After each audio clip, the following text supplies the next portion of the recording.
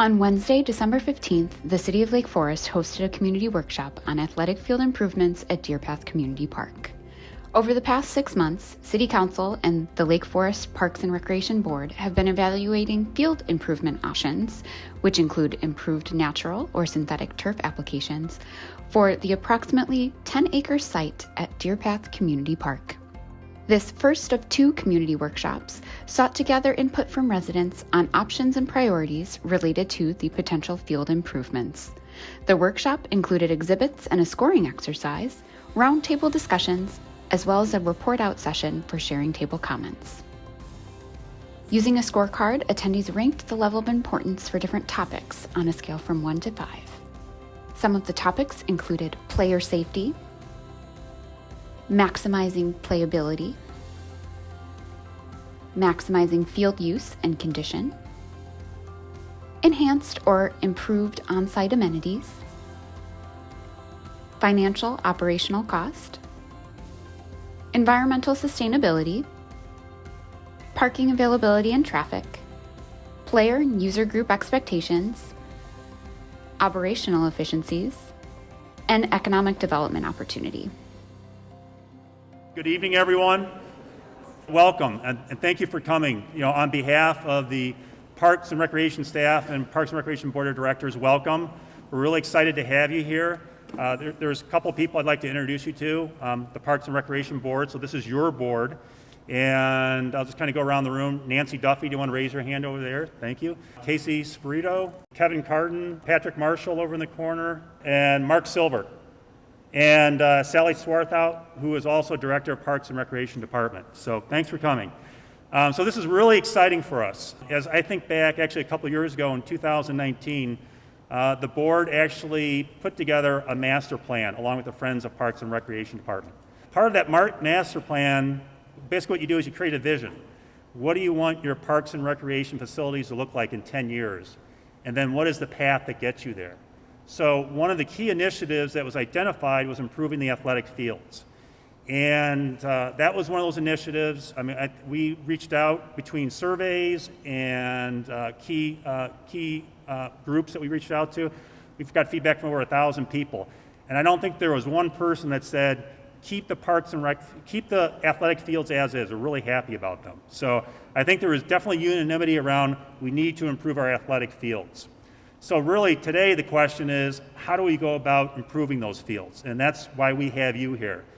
So it's really important for us as a board, and as I look at certain city council members too as well, that we gather as much information as possible so we can make an informed decision that represents the best interest of this community.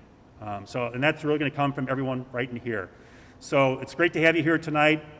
We want to see you here in another month for our next session. And really, what I would say is just really kind of let's focus on being very productive, very constructive over the next hour, hour and a half. And what I'll do in a couple of seconds, I'll just turn over the speaker to the Lakota group. Also, I just want a reminder that we have mask mandates in place, so please keep your mask on. Everyone's been pretty good about that. So anyways, again, thank you so much for coming.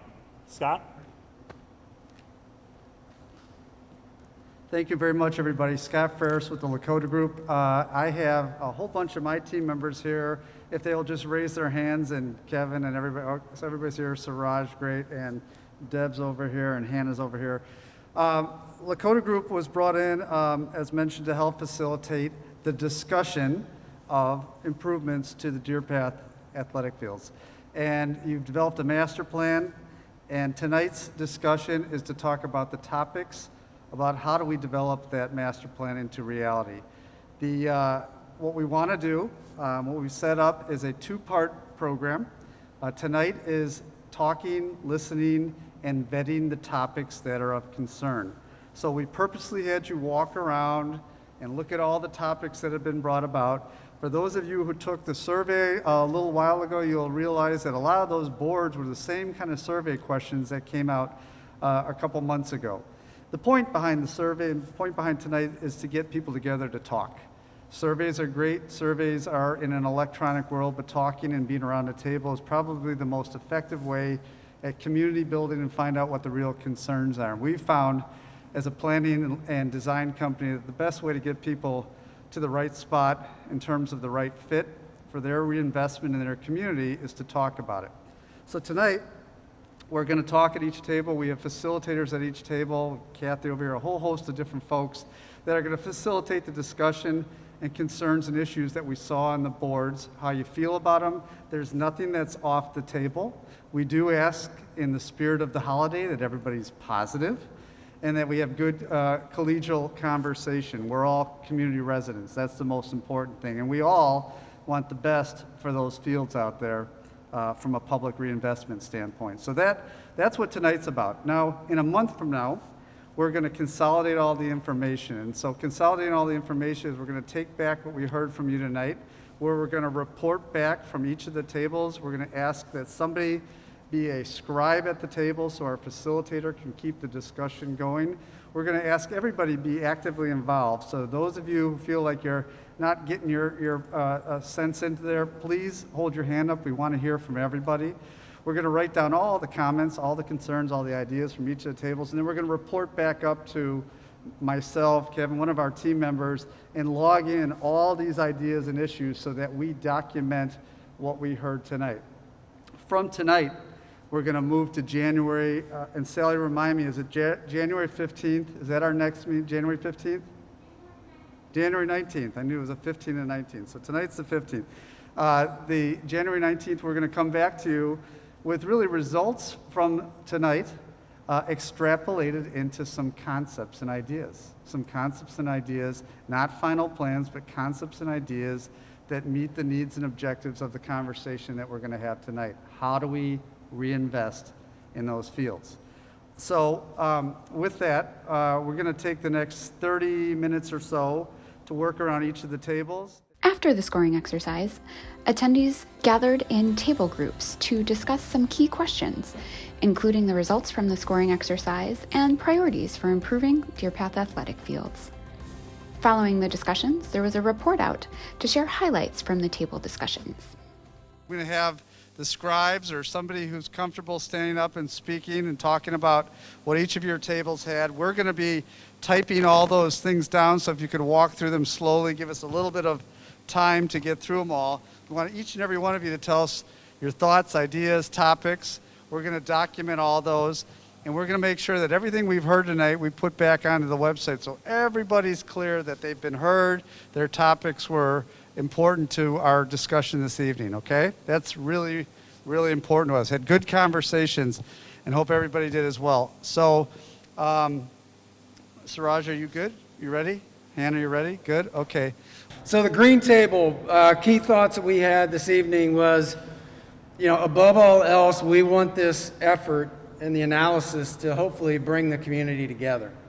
There's a lot of anxiety going on in the world right now, and whatever decision is made and whatever we end up with, the thought is that this is a bonding moment that brings the community together, and the ribbon cutting event is well attended and supported by the community rather than other people being upset with how this happened. So above all else, let's do this in a respectful way to all.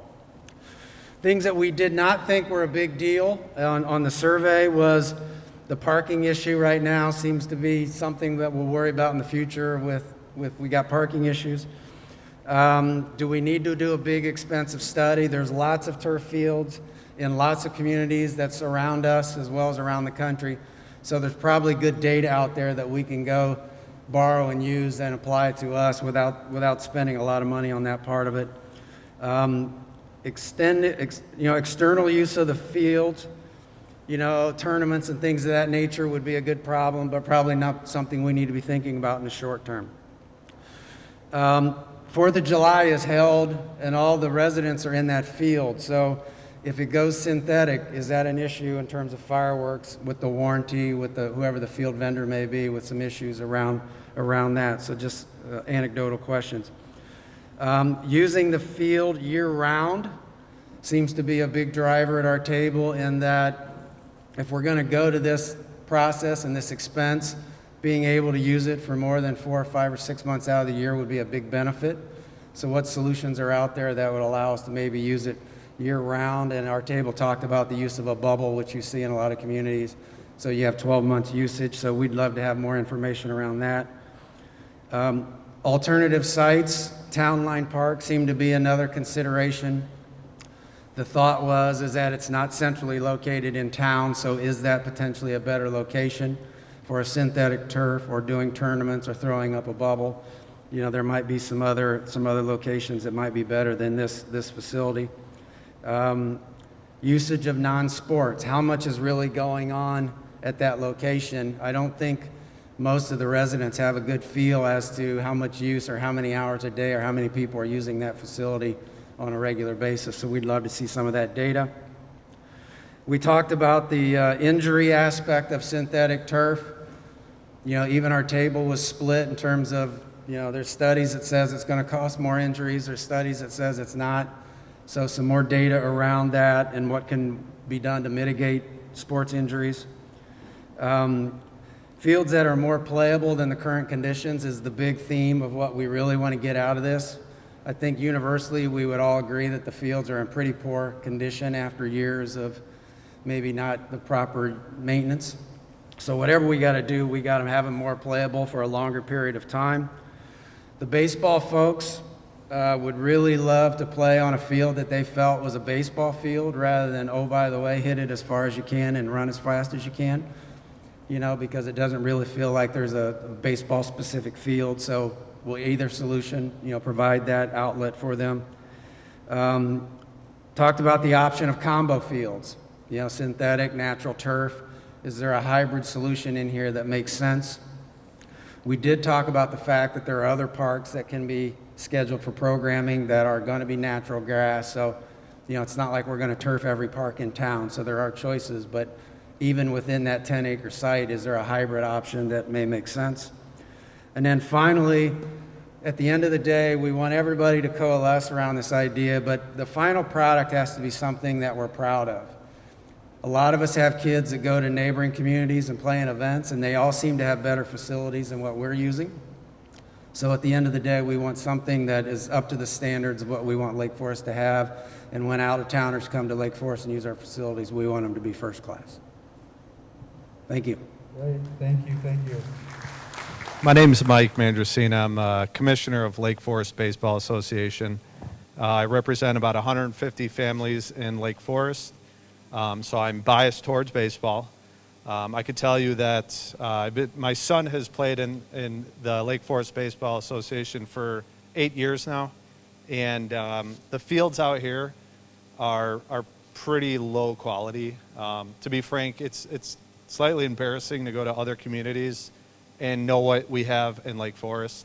I don't know if any of you have experienced the Dust Bowl during the summer.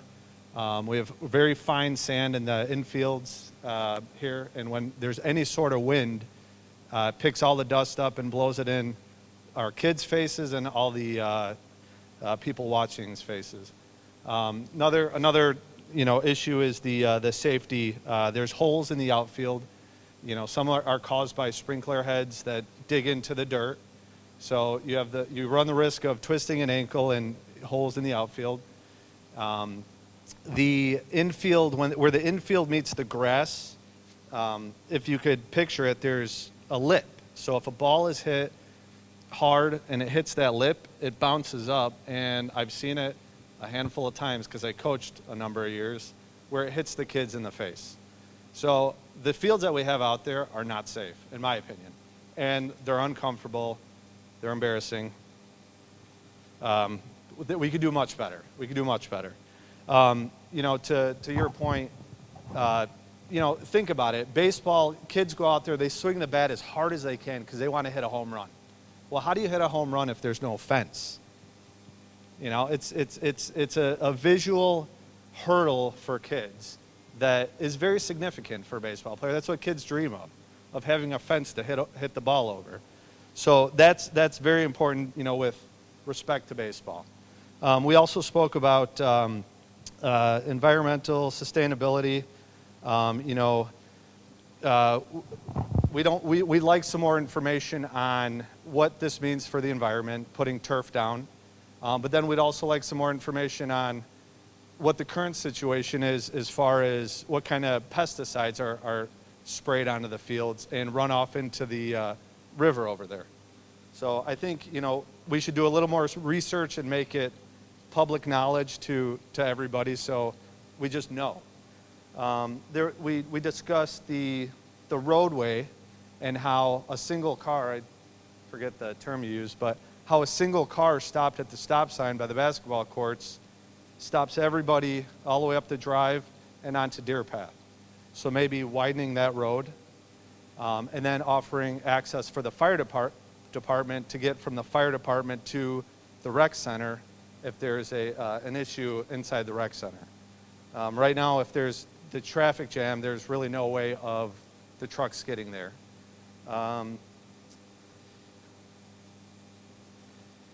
Yeah, just playability too. John's kids play soccer. And, we have very rainy months, and too many of our activities are canceled because of rain. So drainage has to be addressed, should be addressed, and, let's keep the kids out there, more frequently. So am I missing anything? So. Yeah, our kids end up going to different fields because ours are rained out on, so, yeah.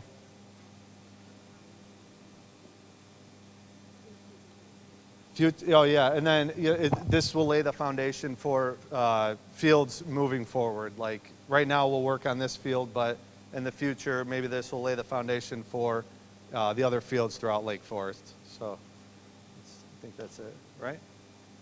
Thank you. Thank you. Good evening, everybody. I'm Mike, representing the Orange Table. Much of what has already been said was also shared at our table, so I'll be relatively brief. Obviously, environmental and sustainability was a big topic of conversation.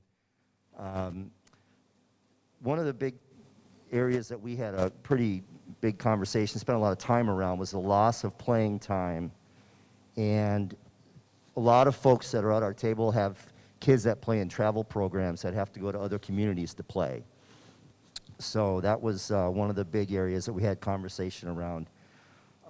We have concerns also of folks that when they're looking at our community and what our facilities offer, there may be other better options to choose from, and so families could choose other communities as a better alternative to our town. But I would also say that we're all very proud Lake Forest residents. We do feel like we will get this right, and we think there's an opportunity potentially to find an alternative to the two choices that we currently have. So we would challenge the folks doing the research on this to look at other options, and certainly if there's an opportunity to provide more information about the current opportunities that we have, we might feel a little more informed for the next meeting in January. So we really do want to try to maintain a grass surface if that's an option. We feel we're in a beautiful community and we're very prideful of that, but we do understand too that there are other alternatives that we need to look at, again, because availability to play on these surfaces is just not there. So there's a lot of frustration, and certainly we all agree that something needs to be done. So as I said, more information please be made available to the public so we can look at the pros and cons of both options. And again, we all agree that something needs to be done. So thank you. Is there anything that I missed? There was mention of a dome. We're not sure we're on board with that, but I wanted to make sure that was brought up. So thank you. Mike Salgett. We had a really robust discussion here, similar themes as the other tables. Talked a lot about usability and playability, and then on the other side, the environmental impact and recyclability and microplastics and things of that nature. So I covered the condition of the current fields, obviously, the number of events that are canceled or relocated, rescheduled. I can speak from personal experience in football and baseball, or football and soccer, excuse me. That happened quite a bit this past fall, far more than I've seen living elsewhere. the opportunity to bring new events and new revenue and economic impact to the city by having a first-rate, kind of best-in-class turf field was discussed. We talked a bit about the recyclability of the turf and the lifespan. It would be interesting to get some more information on how recyclable and what are the outcomes there. We talked too about I think as you guys had mentioned, better maintenance of the grass fields, and we have a history of maybe not maintaining them the way they should be, and are there alternatives there that we could explore? It'd be interesting to get some more information on that.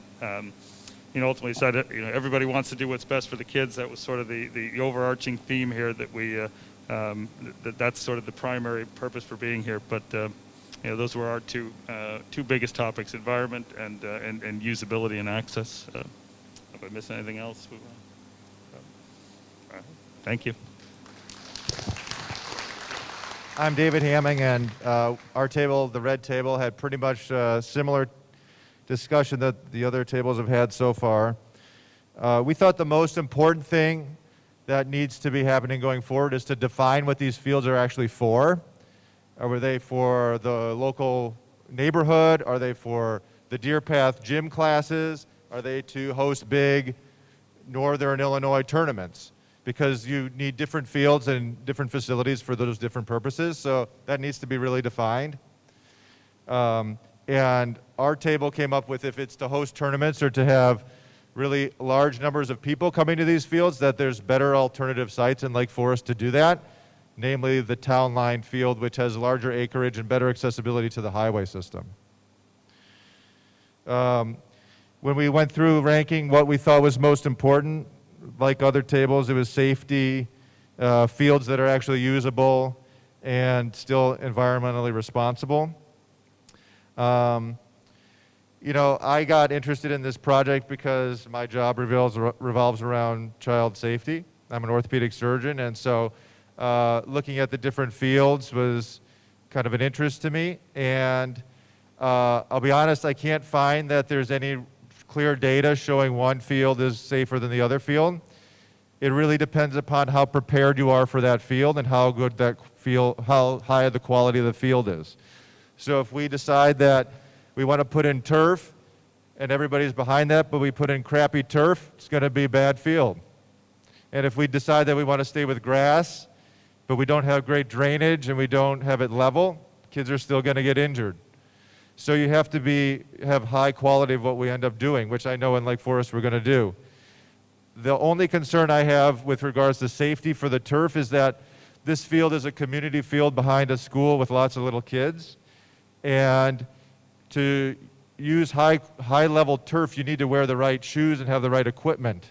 And so if we're going to send kids out from gym class to play in the turf and they don't have the right shoe wear, they are going to be at a little higher injury rate. When you look at the injury studies, they're looking at NFL players playing on NFL fields and even high school football players playing on high school quality turf fields. And so I think we just need to match what our expectations are with what we're going to put into it. All right, Pete LaCase. Our table, similar types of things. Our big concerns were playability. We talked a lot about Town Line and some of the other fields and lack of playability.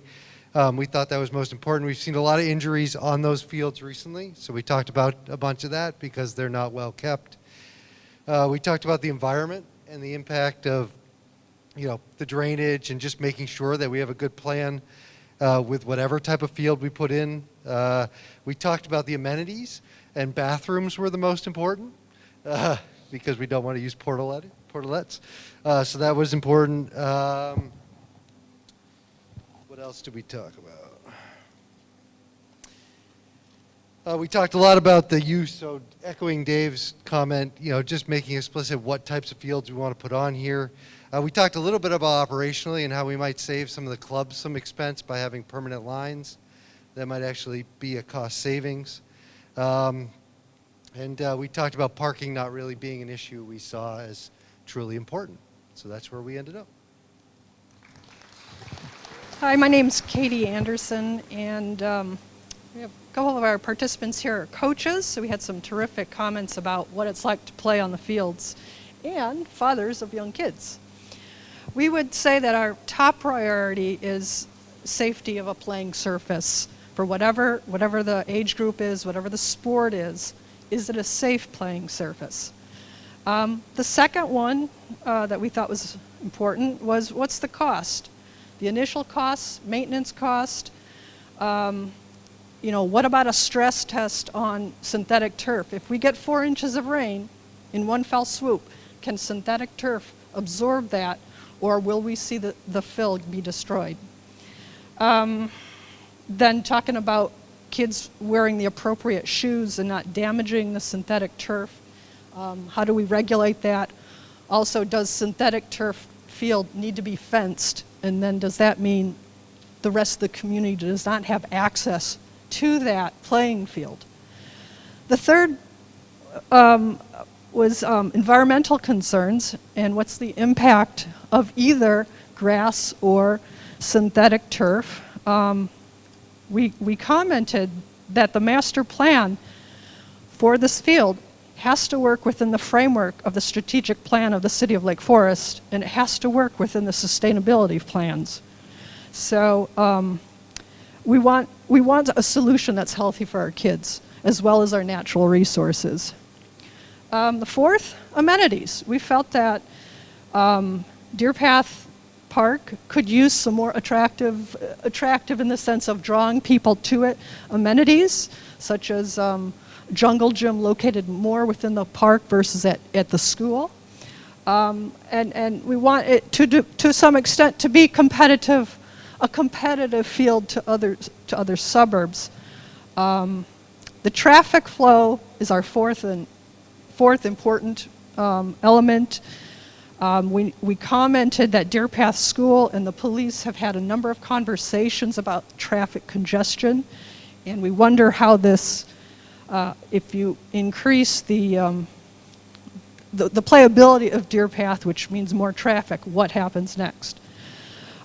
Towards the bottom of our list is really, we didn't feel that making it a destination location as a sports field was an objective, and we didn't really feel that making it an economic driver for the city was a priority. Hi everyone, Brian Dacey, the joint black and pink table here. To round it out, essentially a lot of the same things we've already heard. Our number one concern was playability and really looking at the number of lost days that we've experienced while other towns surrounding us continue to have games while all of our games are rained out. So, usability as many of the days of the year as that we can get is really one of our top concerns. We talked about safety and looking at synthetic turf, which was, I think, at our table was, overwhelmingly what we support. Looking at West Campus, which has probably the nicest graded regular grass fields, but they also experience a number of rainout days. We see the city spent a ton of money at Town Line to redo it in the last year. Again, there's been a ton of rainout even after we spent a lot of money at Town Line. We talked about the environmental impact, whether or not synthetic turf versus fields and the ongoing maintenance of mowing. Understanding that would be nice, but we do understand there is an environmental impact on both sides. We also talked about the traffic and really cost to maintain both turf or synthetic fields. But other than that, pretty similar to what you guys said, but playability was our main concern. We're going to document all the conversation that we had tonight, all the findings of the note cards as you went around, your little test as you went around this evening, and we're going to post all that to the website. Where is Suraj and Hannah? Early next week, probably. First part of next week, we'll put something up there so you can look for that. Our hope is that other folks share in the conversation. This isn't just the room here; it's everybody in town, and we want to make it available to everybody what was spoken this evening. And we will be back on the 19th of January with the next round of topics and discussion and a little bit more ammunition behind some of the questions that came up. Okay? Thank you, everybody. Yeah, thanks for coming. And how many are going to be here on January 19th? Just, all right. So please, we look forward to you coming back. So for those, there are many people that didn't make it tonight that are welcome to come back too. So let your neighbors know that they're welcome to come January 19th if they didn't make it tonight. So anyways, happy holidays, and we'll see you next year. Thank you.